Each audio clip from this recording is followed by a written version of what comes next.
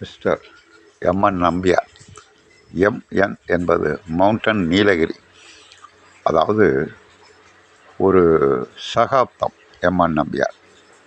ஒரு ஒயின் ஷாப்பில் வேலை பார்த்துக்கிட்டு இருக்காவன் குடிக்காமல் இருக்கிறது பெரிய விஷயம்.